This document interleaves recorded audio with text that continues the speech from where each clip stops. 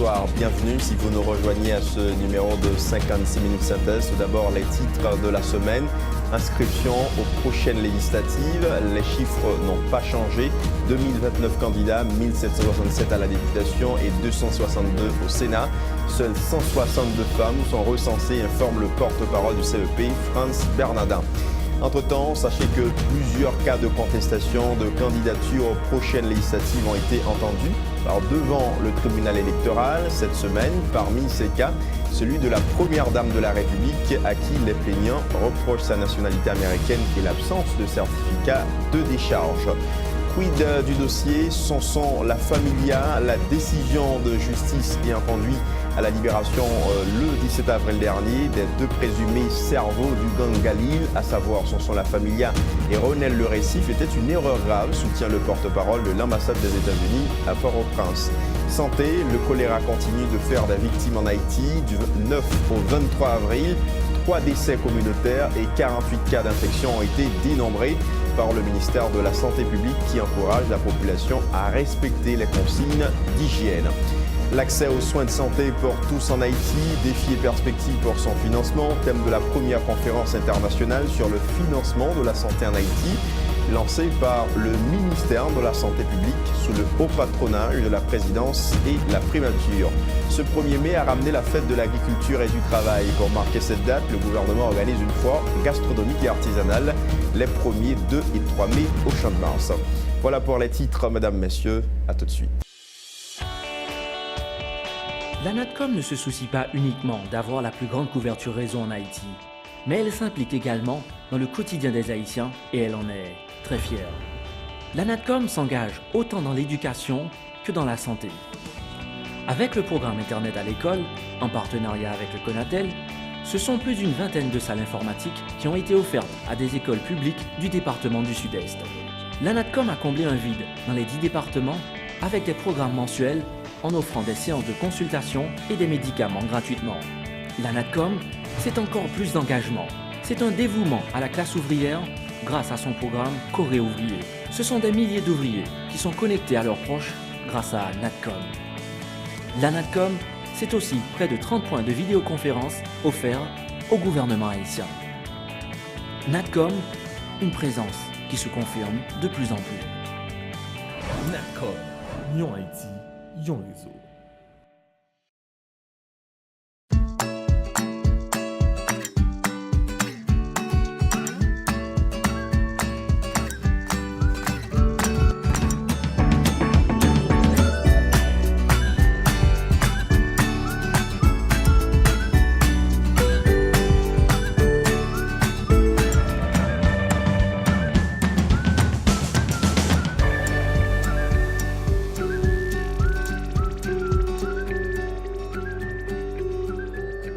Bienvenue au développement de 56 minutes synthèse, mesdames, messieurs, sur les 2029 candidatures pour les législatives partielles de 2015. 1767 candidats à la députation ont été enregistrés contre 262 au Sénat, selon les chiffres avancés ce lundi par le porte-parole du Conseil électoral provisoire, Frantz Bernardin, ajoutant que 262 femmes se sont fait enregistrer lors du processus. Le porte-parole du CEP a en outre informé que sur tout le territoire national, l'institution électorale a recensé 111 cas de contestation. Le bureau électoral départemental de l'Ouest 1 vient en tête avec un total de 21 cas de contestation. Les précisions de Frantz Bernardin au micro de Johnny Saint-Ilus et Yvan Seyi. À propos de maintenant nombre d'enregistrements, nous connaissons que environ 2029. 2029 enregistrés, inscrits, si nous avons dit, qui repartit pour Sénat 262, chiffre que nous connaissons déjà, puisque CEPAT fait la presse, au moins répercuté à travers la presse. Et puis pour la députation, il y a 1767. Nous sommes capables rapidement nous dire, ça fait grand tout 162 femmes, 1867 hommes, environ 9% participation féminine. Nous connaissons que CEPA entend insister beaucoup sur participation féminine, non seulement comme électeur, mais aussi comme candidat tout, parce qu'il faut. Même le par exemple, avec le temps, nous sommes capables d'atteindre ce quota que nous avons besoin, mais quand même, CEPA déjà en route pour nous avancer, aux familles capables de une grande participation dans l'élection, non seulement comme électeur, mais aussi comme candidat. Pour contestation, nous sommes capables de dire que grand pile contestation que nous commençons à recevoir, mais là d'ailleurs, il y a seulement 3 qui sont en traité. Nous avons une liste de contestation que nous commençons à recevoir. Par exemple, pour Ouest 1, nous avons 21 que nous jouons déjà contestation. Pour Ouest 2, nous avons 4. Pour le département du Nord, nous avons 6. Le Nord-Est, 5 cas de contestation. Nord-Est, 5. Nord-Ouest, 2. Artibonite, 16. Le Centre, 5. Et me dit, nous avons 3 qui ont été traités déjà là-dedans. Sud, 19. Sud-Est, 20. Grand'Anse, 10. NIP, 3. Ce qui donne environ 111 cas de contestation. Notons que le Conseil électoral provisoire a démarré le processus de l'analyse des dossiers des aspirants députés et sénateurs pour les prochaines législatives partielles depuis le vendredi 24 avril dernier. La liste définitive des candidats au Sénat et à la députation habilités à prendre part aux élections devrait être publiée le vendredi 1er mai 2015. Le tribunal électoral logeant au BED de l'Ouest 1 à Frères a entendu plusieurs cas de contestation cette semaine, dont celui relatif à la première dame de la République, Sophia Sarami-Martelly, candidate pour les prochaines sénatoriales partielles de 2015, le porte-parole de Famila Valas, l'ancien sénateur Louis-Gérard Gilles, accompagné de l'avocat de son parti, Maître Gervais Charles, au BCED a maintenu les accusations de double nationalité portées contre la première dame par devant les juges siégeant au tribunal électoral. Louis-Gérard Gilles au micro de Johnny Saint-Ilus et Samus David François. Il est aussi de notoriété publique. En témoigne, il est aussi de notoriété publique que Mme Sophia Sarami-Martelly ne s'est jamais portée par devant l'État haïtien adopté, ils ont pour prendre, par quoi douter, pour acquérir ce qui lui est dû, puisqu'elle est d'origine haïtienne. Je le reconnais. Jamais porté par devant l'État haïtien adopté la nationalité haïtienne. Tous ces documents de voyage, dès l'âge de 18 ans jusqu'à hier encore, prouvent clairement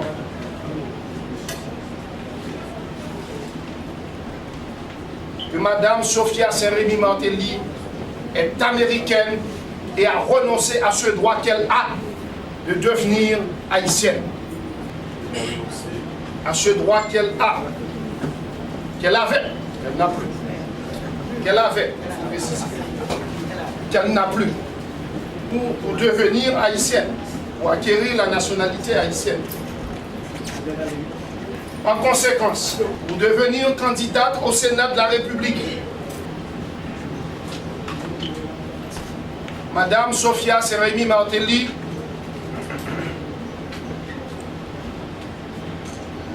devrait renoncer d'abord à sa nationalité américaine. Le tribunal électoral au niveau du BED l'Ouest 1 a mis un terme mercredi dernier aux audiences relatives aux contestations de candidats aux législatives partielles de 2015. Tous les cas ont été entendus, a précisé le président du BED de l'Ouest 1, Wally Dessens. Les juges devraient délibérer et soumettre le rapport au Conseil électoral provisoire 24 heures après la fermeture de ce processus. Les candidats qui se sentiraient lésés après le verdict des juges pourront toujours faire recours au bureau du contentieux électoral national BCEN, a exhorté Wallis Dessens au micro de Johnny Saint-Ilus et Samus David François. Hier, BED de l'Ouest 1, de manière administrative, a organisé différents BCED. Tu as gagné 3 BCED qui travaillent en même temps. Et tout le monde que différents BCED ont été supposés attendre toutes. Et actuellement, les juges ont délibéré pour être capable de prendre une décision dans le délai de la loi. Le décret électoral qui dit que nous avons un intervalle de 24 heures de temps après le jugement et que BCED a pour obligation pour être capable de décider acheminer décision vers CEP. Il y a un parti qui dépose dossier, qui dépose pièces. même pas pour l'autre BCED, parce que moi-même, c'est nos BCED que je siégé. Tous les deux partis ont déposé le document. Et pour nous, ça va. Eh bien, si nous sommes dans délibéré que nous juges apchit ensemble pour capable trancher. Oh oui, toute décision qui est faite dans le BCED est capable d'attaquer et laisser ça monter dans le BCEN. La commission bicamérale de décharge formée au Parlement, bien avant son dysfonctionnement, avait déjà octroyé des charges à plus d'une dizaine de fonctionnaires publics, a révélé mercredi dernier le sénateur Jean-Baptiste Bien-Aimé.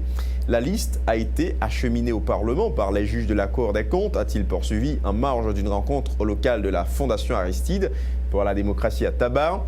Le parlementaire qui critique la façon dont l'actuel président du Sénat dysfonctionnel gère la question rappelle que les 10 sénateurs restants n'ont pas de provision légale pour octroyer de décharge.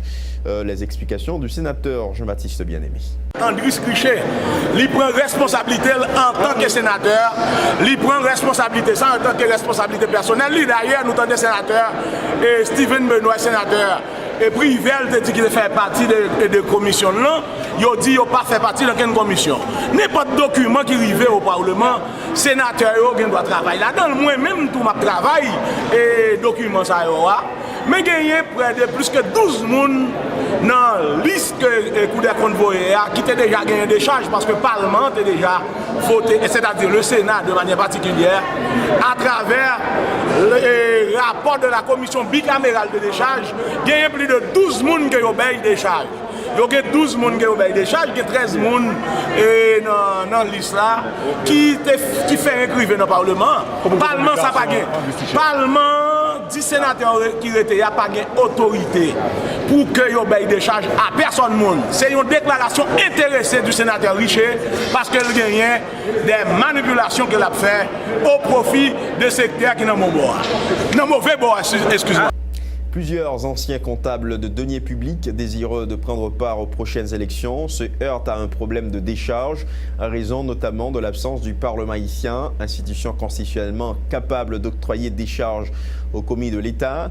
Comment peut-on permettre à d'anciens ordonnateurs de l'État de bénéficier de décharges?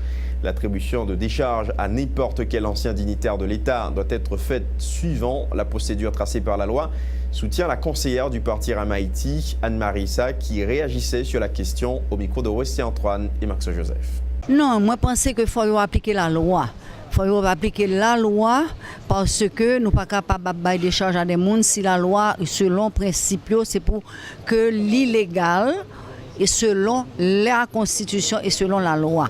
Pas de faire de monde pas qui peut régler dans bagage comme ça parce que faut que des charges faites légalement. Moun qui t'a qui te denier public dans mayo qui t'a si comment on dit ça là qui t'a géré l'argent l'État faut le rendre compte convenablement pour que yo cabal des charges parce que l'élection a été faite à temps pour que le parlement soit renouvelé pour que toute bagaille était faite légalement donc maintenant faut que les principes suivent, faut que les principes faits. Il n'y a pas qu'à bailler des charges à monde parce que vous avez une lettre ou bien whatever. Il faut que la loi, si nous ne pas respecter la loi, nous ne pouvons pas aller plus loin.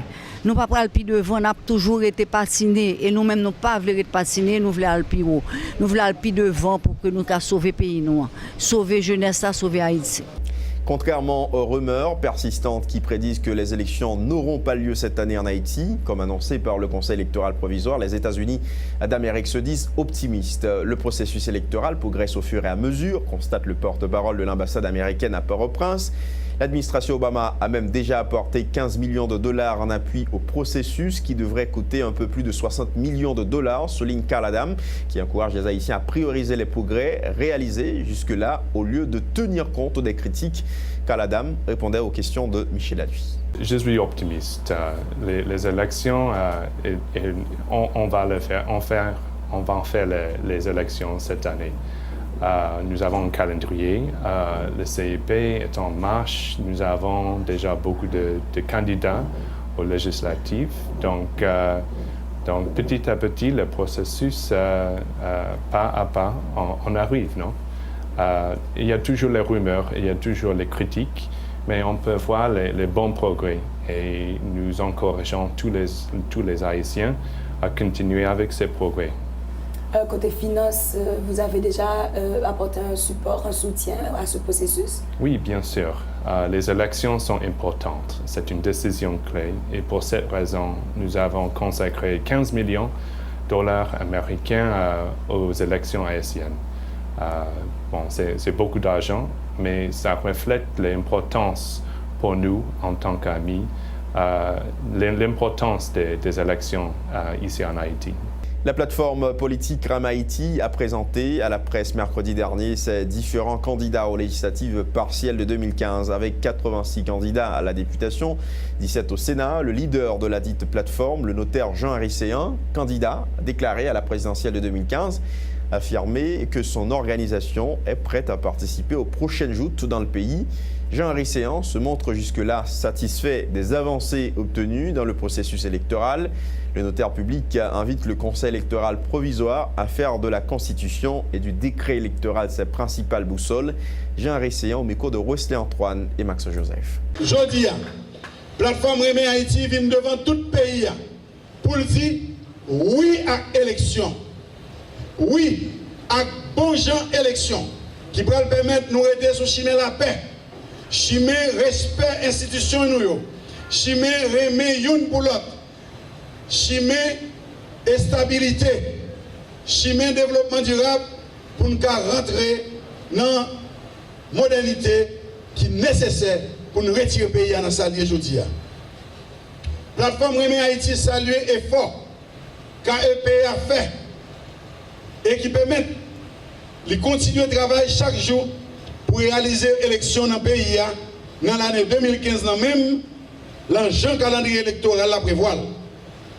Nous avons demandé à KEPA pour rester vigilant, pour veiller sur le respect de la loi pays à la loi électorale qui se boussole dans toute décision pour le prendre, parce que tout ça qui par contre reste dehors, moun qui ont bon gens papier, qui qualifié, ils fait pour recevoir tout, nous pas voulons exclusion personne.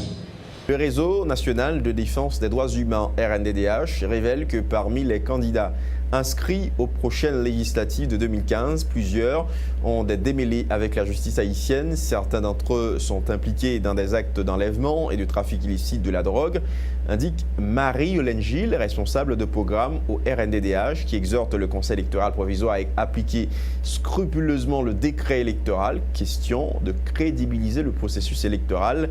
Marie-Hélène Gilles au micro de Johnny Saint-Ilus et Samus David François. Tout affaire qui passe dans le tribunal électoral est important pour le RNDDH pour ne pas faire particularité. C'est pour ça que nous disons nous exiger l'application du décret électoral. Depuis le décret électoral arrivé à appliquer, tout le monde a besoin de satisfaction parce qu'après c'est la loi qui sanctionne. Je dis en passant. Je dis à la nous avons une situation qui est extrêmement complexe et difficile. Il y a des gens qui portent au candidat là, ils ont une ordonnance de renvoi. Il y a des gens qui portent au candidat là, c'est la prison qui a été sauvée. Il y a des gens qui portent au candidat là, c'est des gens qui ont un trafic de drogue, qui ont un enlèvement, et qui ont escroquerie, qui ont un dossier pendu devant la justice. Donc nous-mêmes, nous sommes vigilants, nous savons tout dossier est important pour nous, nous ne pas prioriser une pour l'autre. Ça, nous prioriser, c'est l'application. Nous sommes vigilants pour décret loi électorale à appliquer. Est-ce que mon rapport est déjà préparé sur le Saoud là? Nous travaillons, nous sommes vigilants et nous faisons ça capable. Et KEP a beaucoup décidé, c'est pièces qui fait déposer, puis chaque parti vient soutenir l'accusation qui est bien. Bon, bien sûr, nous, elle est difficile pour tout le monde, mais tout le monde est là pour nous, si au moins nous sommes capables de quoi dans le conseil électoral. Le conseil électoral, là, je dis là, tout projecteur c'est sur nous. Et nous espérons, je n'ai pas dit qu'on a répété, que nous avons appliqué l'école électorale pour capable rassurer la population qui paraît déterminée pour participer à l'élection. Parlons justice à présent. Quid du dossier Sonson La Familia? Après le limogeage du commissaire du gouvernement, près le tribunal de première instance de Port-au-Prince, maître Carson Darius Scholl, que le ministre de la Justice reproche d'avoir mal représenté le ministère public lors de l'audience du 17 avril dernier, D'autres changements, cette fois beaucoup plus importants, devraient être effectués au sein de l'appareil judiciaire cette semaine. La libération de Rodli Etea et Ronel Nelfort, accusés de kidnapping et de trafic de drogue, qui continue ainsi de susciter des critiques. Cette décision de justice était une erreur grave, soutient le porte-parole de l'ambassade des États-Unis à Port-au-Prince. Erreur que les autorités compétentes haïtiennes devraient corriger rapidement pour éviter de semer le doute face au système judiciaire haïtien, exhorte Karl Adam, qui souligne par ailleurs que cette décision judiciaire s'oppose aux efforts consentis conjointement par la DIA et la PNH pour combattre le trafic de drogue transitant en Haïti. Karl Adam répondait aux questions de Michel Aluy. Suivez. Nous sommes préoccupés avec cette décision. Nous avons parlé avec beaucoup d'experts pour constater que c'était une erreur grave dans le processus et ça sème le doute dans le système, dans le processus et surtout à l'impartialité du judiciaire. Nous avons diffusé par communiqué de presse, par vous et par les autres médias haïtiens, pour parler de ces problèmes, mais en fait, ça c'est notre opinion. Nous voulons que les Haïtiens ils peuvent gérer la situation. C'est maintenant la responsabilité des autorités haïtiennes à faire le nécessaire. Lorsque vous dites que vous êtes préoccupé, généralement, quand les États-Unis se disent préoccupés par une situation qui se passe chez nous, on sait que nous allons nous attendre à des mesures urgentes pour résoudre le problème.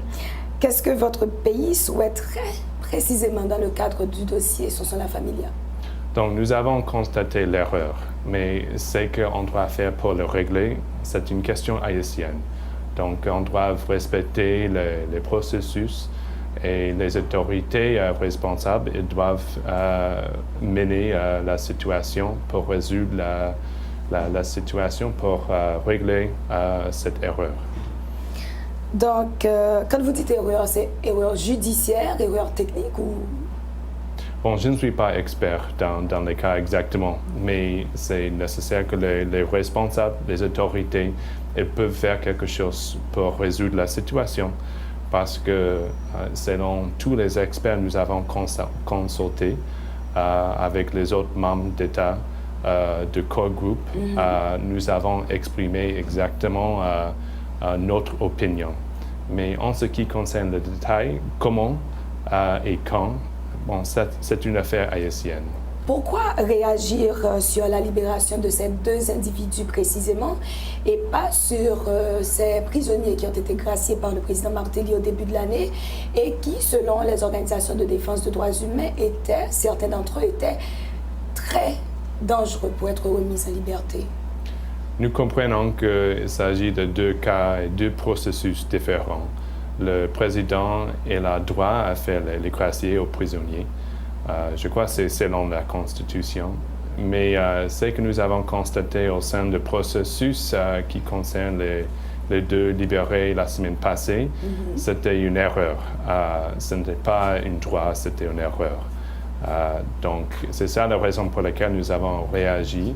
Mais aussi, donc, nous travaillons en collaboration étroite avec la police nationale, surtout la BLTS, pour freiner le trafic de drogue. Haïti, c'est un pays partenaire, c'est un pays ami. Et nous travaillons main en main avec les autorités haïtiennes pour freiner, pour contrôler, pour arrêter le trafic de drogue qui passe par Haïti. Donc, nous voulons continuer à maintenir cette collaboration. Présentation ce jeudi de la brigade à vélo de la PNH, BVPNH, au commissariat de l'aéroport Toussaint-Louverture. Il s'agit d'une nouvelle unité de la police haïtienne comptant environ 21 agents, 2 filles et 19 garçons, ayant pour mission d'assurer la sécurité des voyageurs au niveau de l'aéroport international Toussaint-Louverture. La BVPNH est supportée par le gouvernement du Canada. Le représentant de l'ambassade du Canada, Tristan Landry, présent lors de la présentation de cette unité de la PNH, a fait remarquer que le vélo est un outil pouvant permettre à la PNH de s'approcher un peu plus de la population. Il s'est réjoui du support du Canada à la PNH. Et Tristan Landry a indiqué que de 2006 à date, le Canada a investi environ 1,4 milliard de dollars dans la PNH. On l'écoute au micro de Ludmilla Marc et s'amuse David François. Et c'est possible grâce au vélo. Je suis pas mal d'accord avec lui, dans le sens que les vélos permettent de rapprocher les policiers de la population et leur permettent de desservir mieux cette population. Nous avons vu dans les dernières années une grande croissance de la police haïtienne sur les grandes routes, les commissariats, sur la mer, au niveau des casernes des pompiers. Il était également important que cette police soit présente dans les communautés pour établir les liens avec leurs citoyens et leurs voisins. Le Canada demeure extrêmement fier de tout le travail que nous avons fait en partenariat avec la MINUSTA, avec la Police nationale d'Haïti, au cours des dernières années. La construction des commissariats, le don de bateaux pour la garde côtière, la formation des cadres à l'académie, le partenariat quotidien que font nos policiers canadiens avec leurs homologues haïtiens partout à travers le pays. Ce sont quelques-uns des exemples de notre contribution et de l'engagement du Canada ici en Haïti. Ce sont aussi des éléments clés des nombreux investissements que nous avons faits au cours des dernières années. Plus de 1,4 milliard de dollars depuis 2006. Donc nous sommes très fiers d'être ici aujourd'hui pour marquer le lancement de cette nouvelle brigade à vélo à l'aéroport. Ce qui est important, puisque l'aéroport est un centre névralgique d'entrée pour Haïti. De nombreux touristes, évidemment, passent par ici pour leur séjour. De nombreux visiteurs, de nombreux citoyens haïtiens reviennent de leur voyage à l'étranger. Donc c'est extrêmement important de solidifier et de renforcer la sécurité à l'aéroport. Le directeur central de la police administrative de la PNH, Destorel Germain, a pour sa part précisé que le Canada a participé à l'élaboration du plan de développement en 2012-2013 de la PNH. Il a tenu à remercier chaleureusement tous ceux qui ont contribué au lancement de la BV-PNH.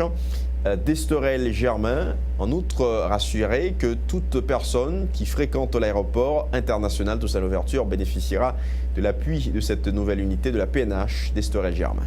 C'est donc avec enthousiasme, monsieur le représentant de l'ambassade du Canada, que je saisis cette opportunité pour publiquement remercier le Canada à travers vous pour son apport incommensurable dans la mise en œuvre du plan de développement de la BNH 2012-2016. Ce sont tous ceux qui, à un titre ou à un autre, fréquentent l'aéroport qui vont bénéficier des services de cette brigade. Particulièrement, nos frères et sœurs de la diaspora et nos amis étrangers qui ne cessent depuis quelque temps de manifester leur attachement à Haïti par des va-et-vient fréquents et constants. En outre, elle contribua à coup sûr à garantir la sécurité tant aux abords qu'à l'intérieur de cet aéroport en vue d'apporter cette quiétude que nous recherchons tous et pour laquelle nous nous battons chaque jour. Le bilan des activités menées par l'inspection générale de la police nationale d'Haïti pour le mois d'avril 2015 fait état de 54 dossiers traités puis envoyés à la direction générale de la PNH. 74 dossiers d'enquête sont ouverts à informer le commissaire divisionnaire de l'IGPNH, Benjamin Jean-Claude, indiquant que l'inspection générale a accepté la lettre de démission de 10 policiers intéressés à prendre part aux prochaines législatives partielles. Les précisions du commissaire divisionnaire de l'IGPNH, Benjamin Jean-Claude, au micro de Johnny Saint-Ilus et Max Joseph. Donc pour ce mois, nous avons eu un isolement. On a parlé exactement de policiers, ça, on a parlé là, qui c'est 4 teams, c'est le grand isolement là. Et le grade d'agent 1 ou agent 2. Agent 2. Il est au grade d'agent 2. Nous avons, alors l'inspecteur général en chef avait signé et expédié au directeur général 54 dossiers d'enquête. Nous avons ouvert 74 dossiers d'enquête. Et par rapport à ces élections qui vont arriver, il y a 10 policiers qui manifestent le désir de se porter candidat à certains postes électifs. Ils ont écrit leur lettre de démission et 10 d'entre eux ont été acceptés. Autre point à ce 56 minutes synthèse, c'est ce mercredi qu'a eu lieu l'installation du ministre par intérim des Haïtiens vivant à l'étranger, Robert Labrousse, qui remplace à ce poste Olicier Pierre Riche, limogé pour des erreurs administratives. C'est le Premier ministre haïtien Evans Paul qui a procédé à l'installation du nouveau titulaire du MAV. Dans son discours de circonstance, le chef du gouvernement a exhorté le ministre Robert Labrousse de travailler en vue de rendre effective l'intégration de la diaspora haïtienne dans la gestion de son pays. Les propos du Premier ministre Evans Paul recueillis par Michel Alexis et Fézé Mathieu. Il s'agit de se mettre à la tâche et garder le cap sur les objectifs définis par le chef de l'État et moi. Au nom du principe de la continuité de l'État, associé aux priorités établies par l'administration Martelly-Paul, je vous invite à adopter la feuille de route qui a été acheminée à votre prédécesseur, se résumant comme suit. 1. Élaboration du livre blanc de la diaspora haïtienne. 2. Mise en place d'une banque de données afin d'identifier les cadres de la diaspora désireux de se mettre au service du pays. 3. Recensement de la diaspora. 4. Fonctionnement rigoureux des marchés frontaliers tout au long de la partie haïtienne. 5. Promotion d'une relation de proximité entre le ministère et la diaspora. 6. Développement d'une coopération efficace entre le ministère des Affaires étrangères et le ministère des Haïtiens vivant à l'étranger. 7. Mise en œuvre des projets de co-développement avec les communautés haïtiennes d'outre-mer. 8. Mise en œuvre des projets de campagne de sensibilisation de la diaspora. Je serai un ministre de concertation, de dialogue et d'ouverture. Déclaration du nouveau ministre AI des Haïtiens vivant à l'étranger.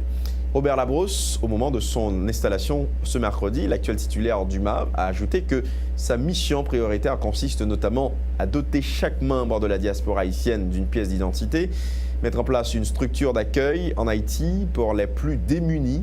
Robert Labrousse dit qu'il est nécessaire d'adresser la question de la double nationalité en Haïti, véritable obstacle, souligne-t-il, à l'intégration de la diaspora dans les sphères décisionnelles de son pays. Les déclarations de Robert Labrousse.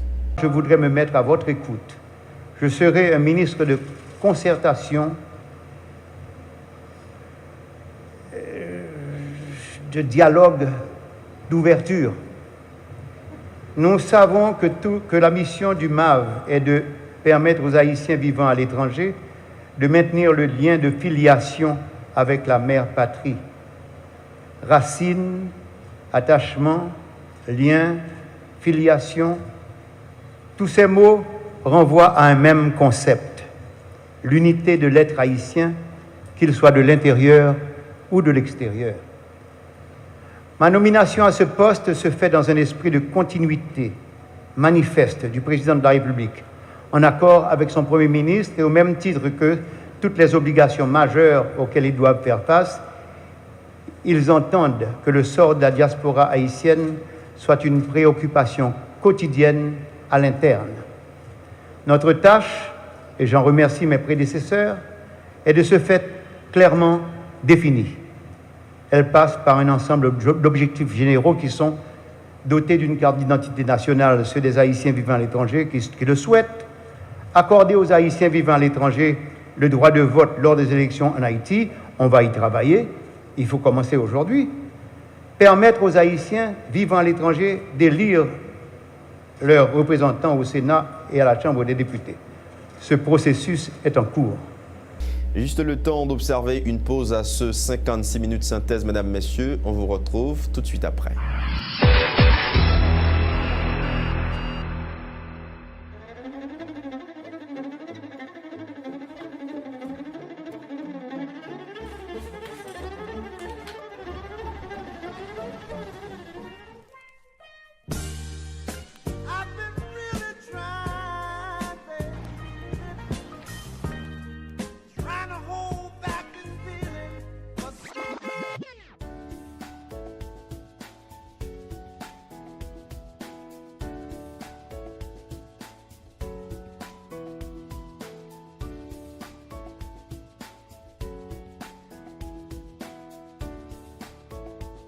démaquillant, lotion après rasage et lotion rafraîchissante.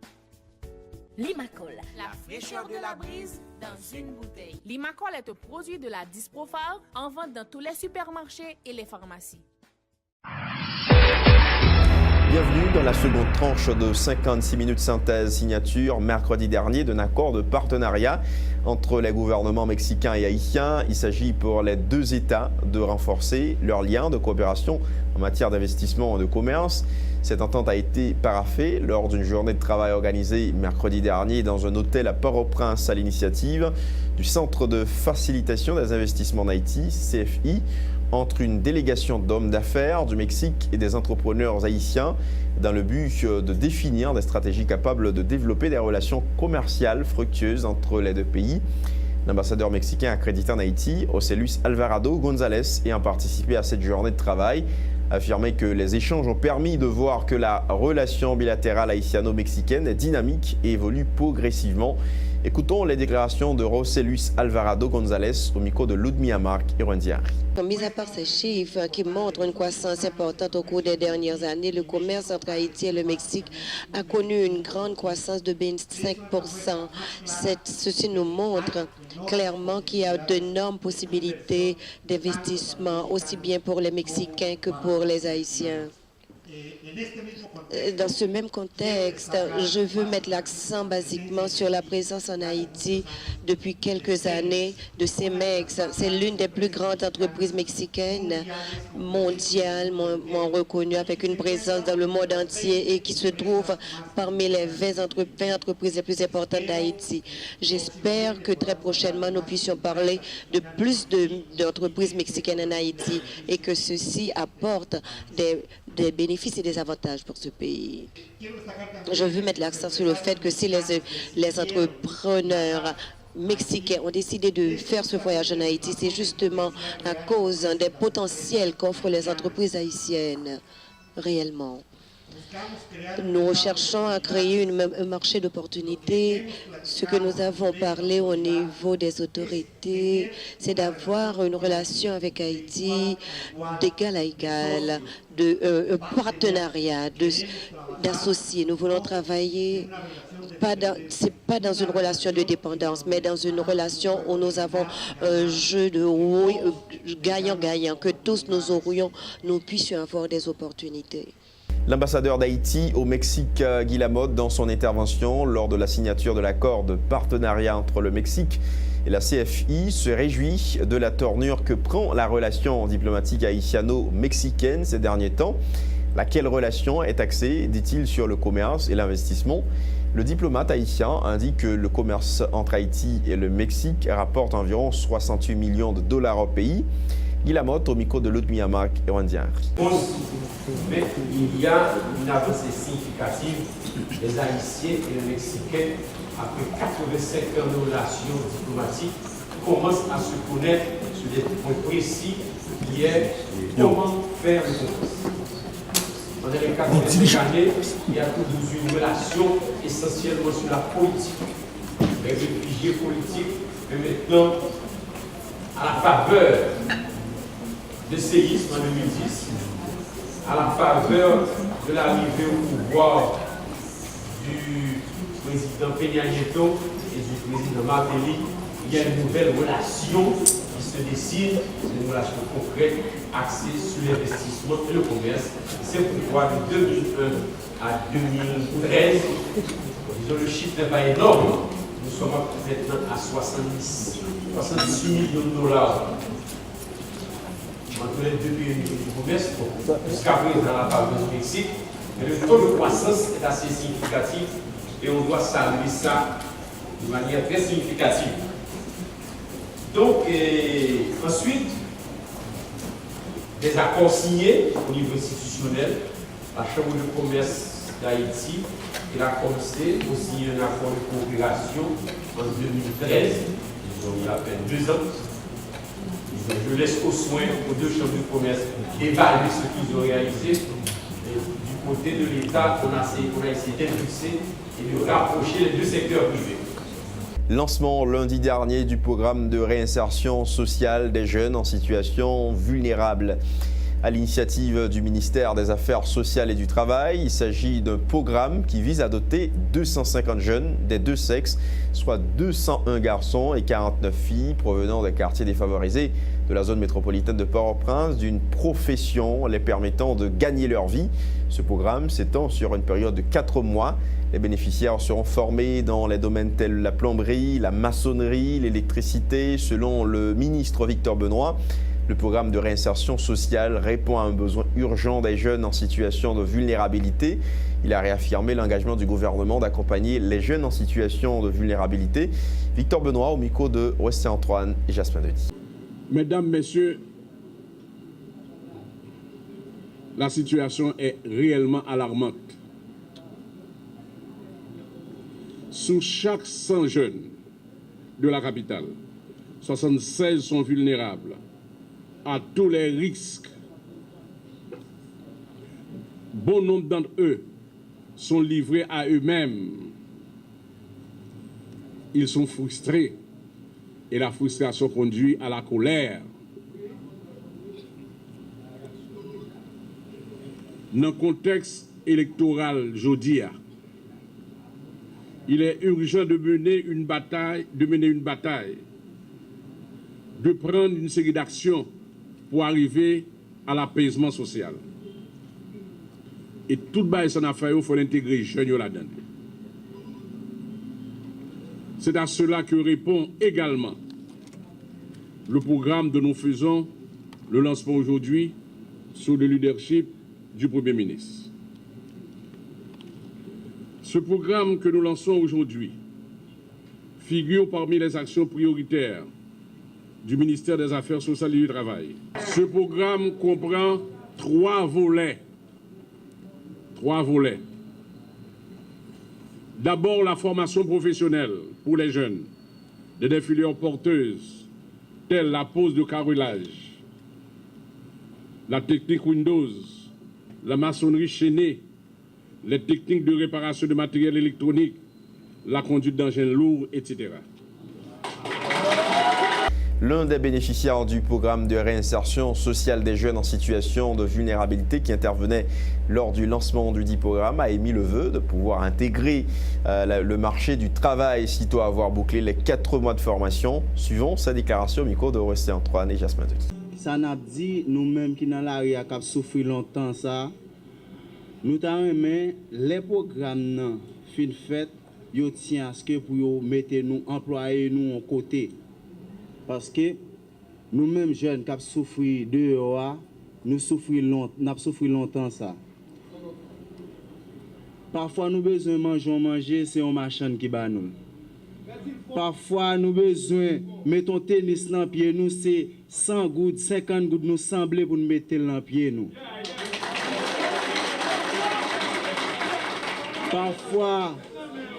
Parfois les nous penser avec avenir nous, c'est parler avec un chef malgré gain des chefs qui par contre occuper nous. Parlons santé à ce numéro de 56 minutes synthèse. Recrudescence de l'épidémie du choléra dans le département du Sud.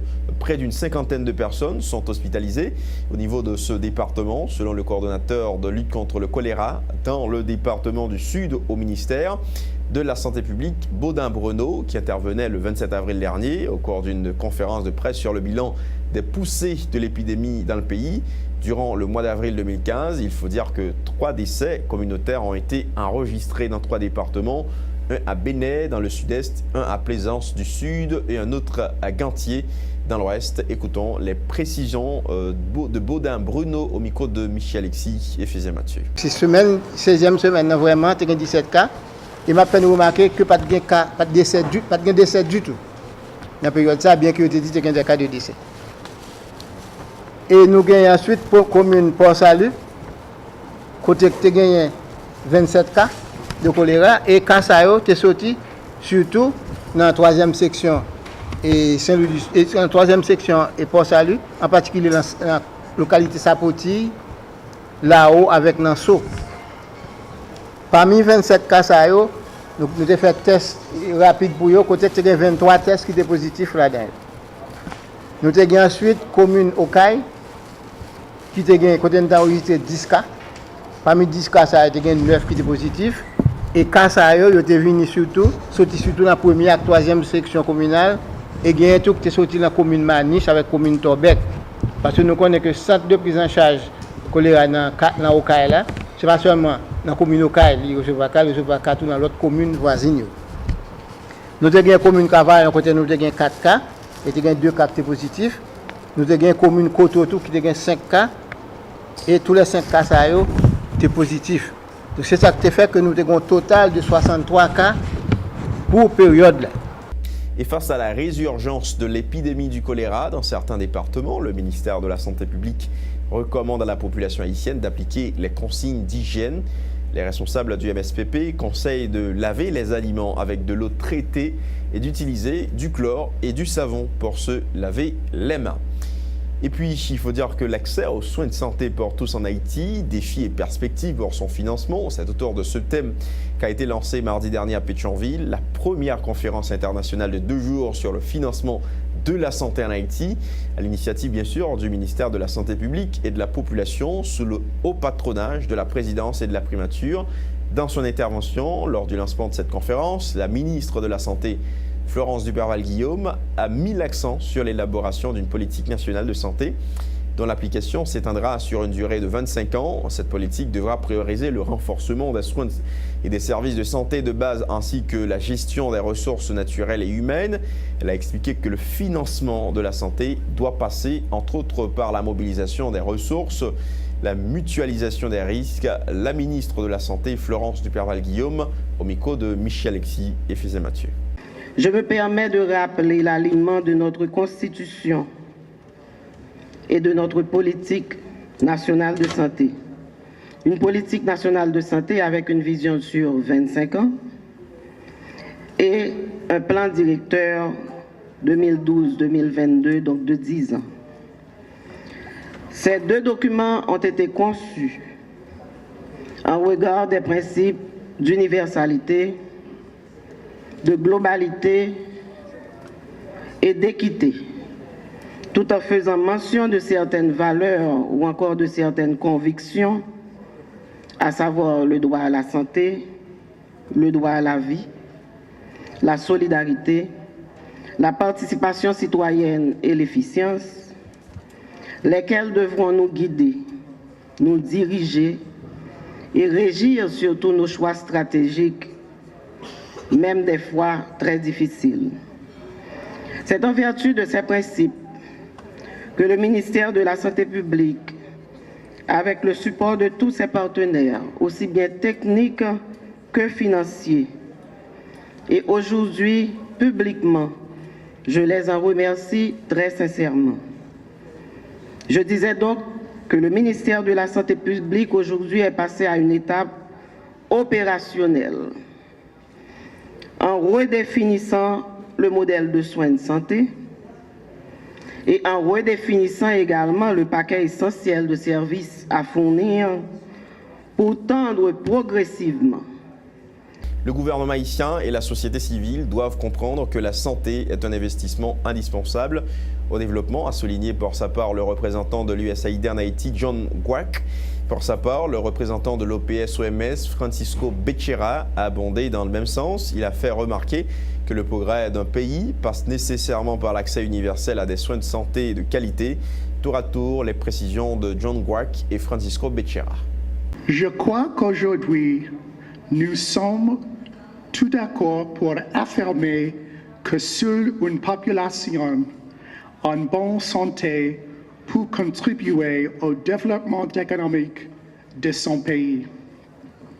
À partir de ce constat, il nous semble évident que les pouvoirs publics, le secteur privé, la société civile se doivent d'envisager la santé comme un véritable investissement ayant pour objectif d'engager les citoyens dans la lutte pour le développement économique et social d'Haïti. Il faut assurer un financement adéquat et durable, avec une dépense en 2012 de 10% sur le PIB mais qui était composé en plus de 63% par des fonds externes et 29% par les ménages. La question de la durabilité et de l'équité de financement se pose en plein fond. Il faudra, par ailleurs, que ces financements soutiennent les efforts prioritaires du gouvernement avant ceux des partenaires. Et parlons culture. Dans le cadre de la célébration des 75 ans de la Bibliothèque nationale d'Haïti, créée le 26 mars et un prélude à la Journée internationale de la presse le 3 mai prochain, l'Organisation internationale de la francophonie a fait don le 27 avril dernier de 200 ouvrages à la BNH. Ce geste tend à renforcer les capacités de la Bibliothèque nationale. Un ouvrage traitant divers aspects de la profession du journalisme, de la communication et des médias sociaux, a fait savoir le directeur du bureau régional pour les pays des Caraïbes de l'OIF. David Bonga a affirmé que ce fonds aidera les journalistes dans leur travail de traitement et d'analyse de l'information. Ces propos ont été recueillis par Michel Alexis et Samus David François. En ma qualité de directeur régional de l'OIF pour les pays de la Caraïbe, nous sommes heureux de vous annoncer le renforcement des capacités de la Bibliothèque nationale en ouvrages couvrant divers aspects du journalisme, de la communication et des médias sociaux. Vous en trouvez, en fait, ils sont en plusieurs exemplaires chaque ouvrage. Il y en a presque 200 sur tous les aspects de la presse, hein, sur la presse radiophonique, communautaire, les questions, on va dire, philosophiques, sur les débats qu'on peut se poser par rapport à la communication, sur des manuels, sur l'éthique, la déontologie. Vous trouverez, enfin, je me rapproche un tout petit peu des ouvrages. Vous avez aussi, voilà, Sauver l'information en Haïti, la presse magazine, comment communiquer avec la presse écrite et audiovisuelle, le guide du correspondant local. Donc, ce sont tous des ouvrages qui sont extrêmement utiles. Comment écrire une chronique. En fait, l'objet de cette dotation, c'est d'accompagner le secteur de la presse qui souhaite se perfectionner. Parce que vous savez, nous sommes tous astreints de devoir mettre nos connaissances à jour. Donc désormais, à la Bibliothèque nationale, je crois, je parle sous votre contrôle, Madame la Directrice, c'est le plus fort fonds en matière de médias qui existe dans le pays. Donc ce qui est non négligeable non plus. Et à la Bibliothèque nationale, c'est un endroit qui est accessible à tout le monde, vu que c'est une institution publique, mais aussi vu par sa situation géographique.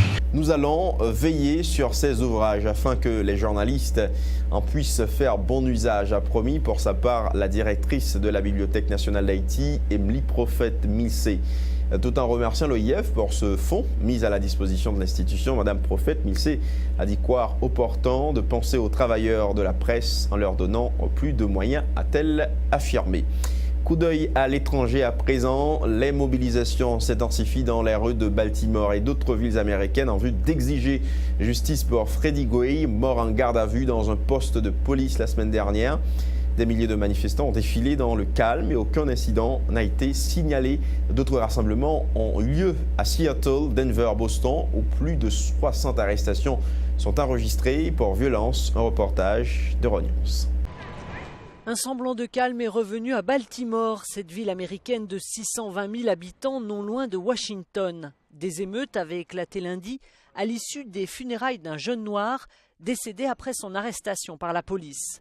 Depuis, la municipalité a instauré un couvre-feu nocturne et ce sont les habitants de la ville eux-mêmes qui ont appelé les casseurs à rentrer chez eux.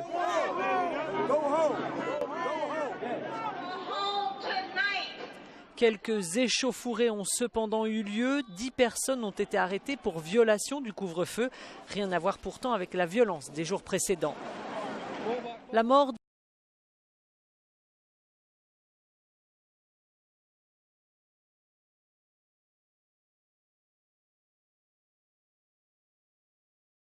Une troisième éruption du volcan de Calbuco a eu lieu en une semaine dans le sud du Chili. Des cendres sont arrivées jusqu'en Argentine et Uruguay. Il faut rappeler que les deux éruptions précédentes ont poussé les autorités à évacuer plus de 5000 habitants de cette région se trouvant à 1300 km au sud de Santiago à cause des 210 millions de mètres cubes de cendres déjà émis. Suivez un reportage avec nos confrères de Rognons. Une troisième éruption en une semaine pour le volcan Calbuco dans le sud du Chili. Son brusque réveil après 54 ans de demi-sommeil a projeté un nuage de cendres jusqu'en Argentine et en Uruguay. Les 2 premières éruptions avaient entraîné l'évacuation de plus de 5000 habitants de cette région à environ 1300 km au sud de Santiago.